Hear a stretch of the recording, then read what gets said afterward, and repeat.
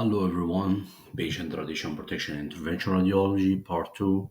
I am Islam Kamal Mamoon, PhD holder in Medical Physics and International Board Certified in Medical Physics. I'm working as Medical Health Physicist, Pittsburgh University, United States of America. Our outlines today of Part 2, pulsed versus continuous fluoroscopy, pulse frame rate, pulse controlled fluoroscopy versus grid controlled fluoroscopy, acquisition parameters like KV, MA, new developments, other factors affecting patient dose during fluoroscopy, key points to remember for patient dose management fluoroscopy. The first parameters we have is pulsed fluoroscopy versus continuous one. As you can see here, you will find continuous fluoroscopy. That's mean continuous radiation exposure, continuous X-ray beam, continuous patient exposure. Why here for pulsed fluoroscopy you are going to give a certain pulse with certain frame rate and with a certain magnitude and a certain duration.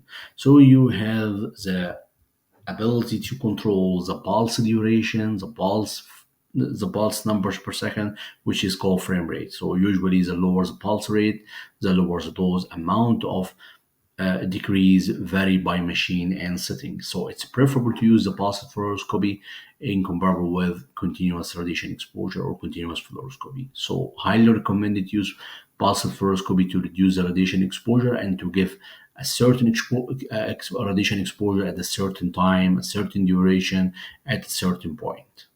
So as you can see here from these videos, is certain pulses with a certain magnitude and a certain duration. While increasing the pulse rate, that means you are going to increase the radiation exposure, so you are going to increase the patient dose as well.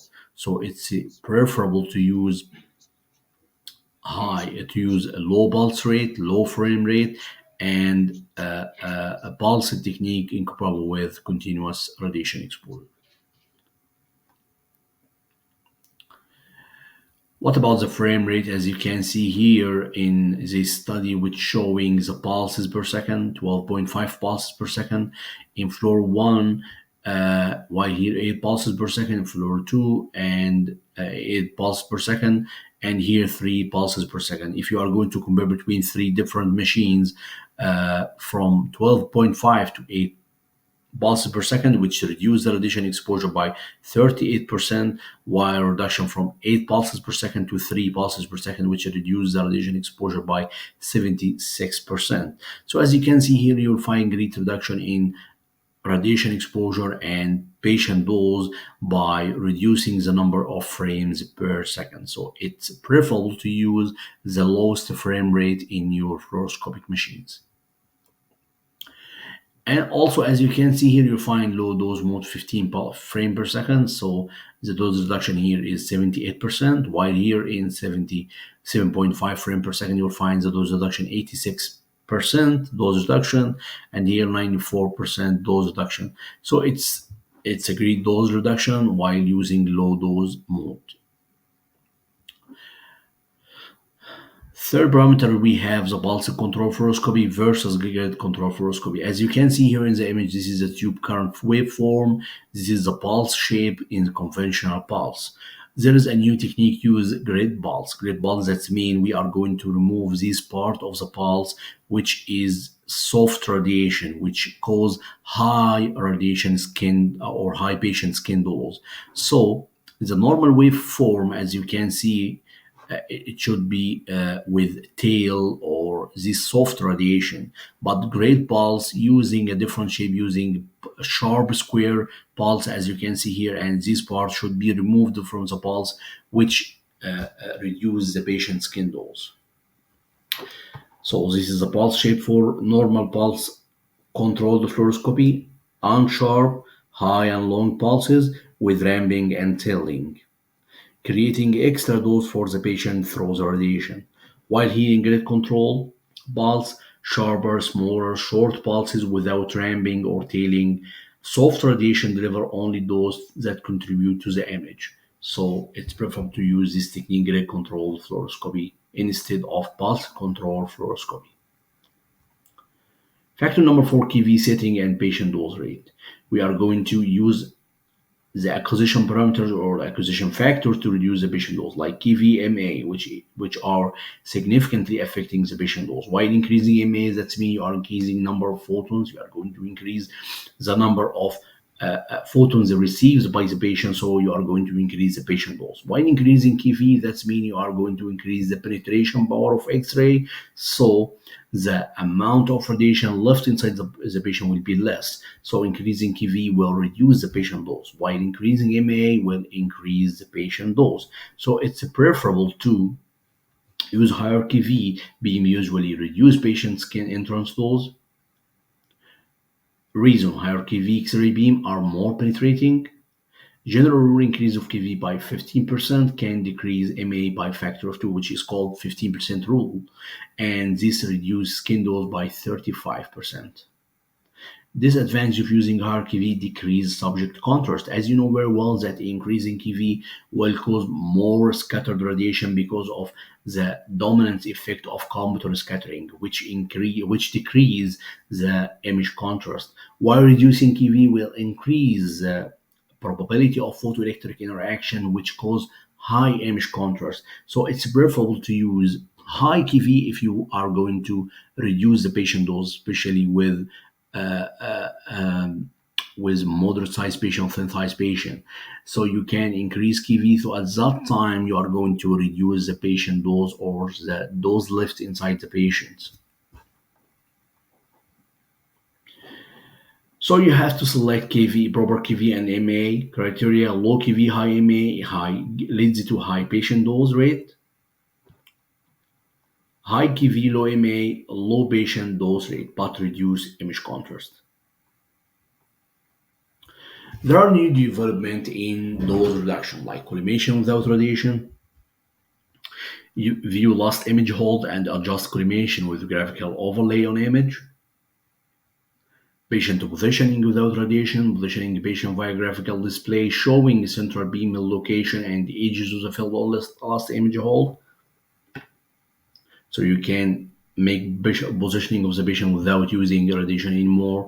You can do collimation for the patient using last image hold, and all of this development will reduce the patient radiation exposure. Automatic beam filtration. So now we have a new filters can be used to reduce the patient dose, like to decrease the patient in the patient attenuation, like copper zero point 0.9 millimeter of copper for small patient, zero point 0.2 millimeter of copper for large patient. So you can use different thickness of material, different thickness of the same material like copper, and different filters as well, which cause reduction and cause a great change in the X-ray beam, which is highly significant to reduce the patient dose. Fast moving shutter, focusing on the area of interest and shield the whole field of view, which reduce the patient dose as well. As you can see here on this image, you are only focusing on this blue box, and you are the wire of inside the patient, and you are focusing on this point. So you are going to block all the whole area or the whole field of view, and only this area will be exposed to radiation. That are coming. One of them is the eye command that essentially highlights part of the screen with. So as you can see here, if you are moving towards the patient or through the patient, you're only focused on this area. So other area already blocked. So there is no radiation to the whole field of view. Other factors affecting patient dose fluoroscopy, like last image hold or fluorostor snapshot. You can take snapshots for the machine, and you can get back to all these snapshots to review the images for the patient. No need to go to get extra. No need to get extra image. No need to get extra snapshots. No need to get extra to give the patient extra dose to review a certain point or a certain image for the patient. While using last image hold, also it's a good technique to store or to keep the last image you scan for the patient to review it anytime. Key point to remember for patient dose management in fluoroscopy: know your equipment very well, know the specification of the machine, know all parameters, the development of the machine, new techniques, new advanced techniques. If there are automatic exposure control, and what are the frame rate, and what are the filters inside the equipment. That's very important for everyone to know the machine very well before using it. Maximize the distance of X-ray tube from the patient to the extent possible. Minimize the distance of the detector from the patient. Minimize the fluoroscopic time. Keep a record of fluoroscopic time for each patient. Use the lowest frame rate consistent with image quality. Be aware that oblique projection and lateral views will result in higher patient doses. Vary the position where the beam enters the patient. Avoid irradiating the same part of the skin by using rotation. Keep record of the patient dose, like kerma area product and cumulative air kerma and skin dose. That's important. Minimize the number of frames of sign runs or frames if applicable. Don't use acquisition mode for fluoroscopy if applicable. Avoid using large field of view or magnification. Be aware that skin injury can happen when kerm area product exceeds 300 gray to centimeter square, or skin dose exceed 2 gray, or cumulative area kerma exceed 3 gray. Advise the patient to keep watch on skin and inform you in case of skin reaction.